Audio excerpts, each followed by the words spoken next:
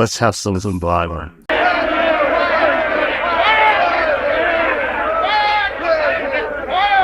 Oh, put your pitchforks down. For now. That's right, Mr. Sinister's here to tell you that the Batfleck is the best Batman of them all.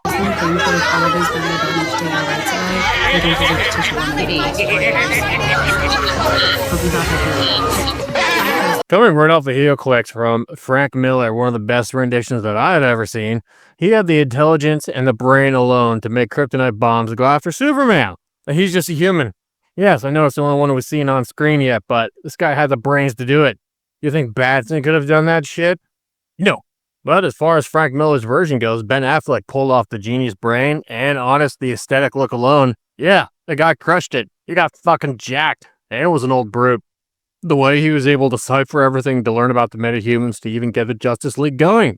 Yeah, I'm going to say, above average intelligence indeed. Yeah, okay, if you want to creep on Diana too, I think we all would. Saying yes, when it comes to the warehouse scene in Batman vs. Superman, that's just phenomenal. That's one of the best action-packed scenes I've ever seen. That is to say, you can be a great Batman, but you need to be an even better Bruce Wayne, which is what Ben Affleck pulled off the best, I think, out of everyone.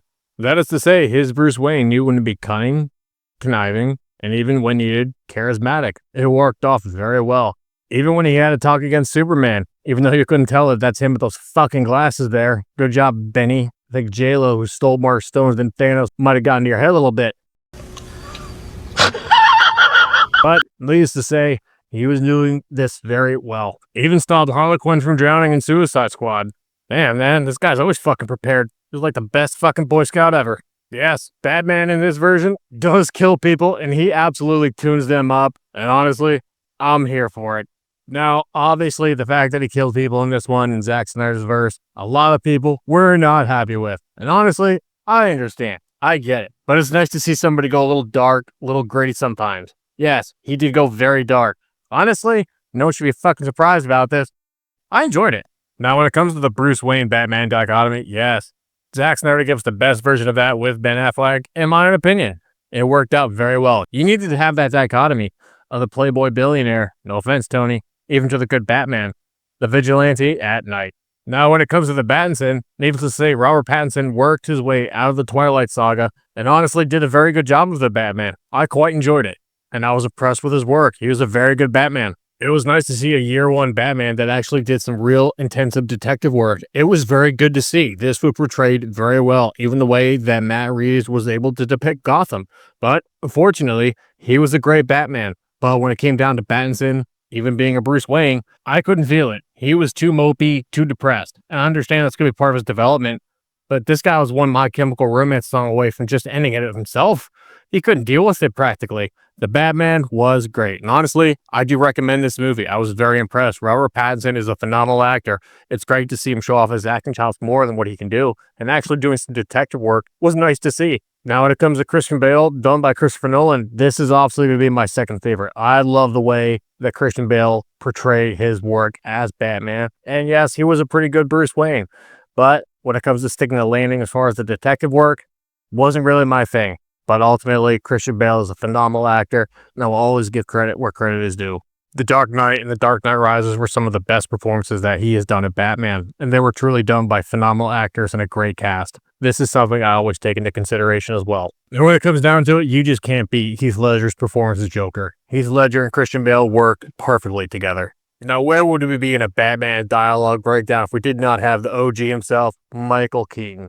I'm Batman. And that, oh, whoa, hey, now, I don't know what you two fuck knuckles are doing here. I'm transgender, non-binary. I don't want to be searched by a man.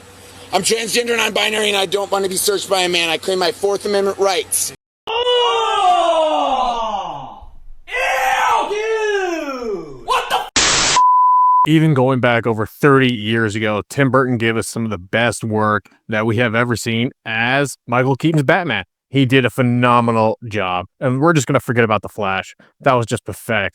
But even seeing what Tim Burton could do with Michael Keaton, giving us that good, hard, gritty Batman, working alongside Jack Nicholson, you got to respect the man's work. He was a visionary. And yes, Michael Keaton gave us the best rendition for that time. This goes without saying. This all just comes down to personal opinion, and I welcome all of your little twisted opinions here. My personal opinion, Ben Affleck gave us the best Batman that we have ever seen, along with the best Bruce Wayne that we have ever seen on screen. Let me know in the comment section below, who is your favorite Batman? Is it the Batfleck, Keaton verse, or you going to stick with Christian Bale and the Nolan trilogy? Things are going to be changing a lot with a lot of the head shit changing over at DC Studios, who also is going to be playing the new Batman. We have our Superman. We need to know who's going to be the new Batman. Like this video, share this video. Thank you all for watching. And as always, until we meet again.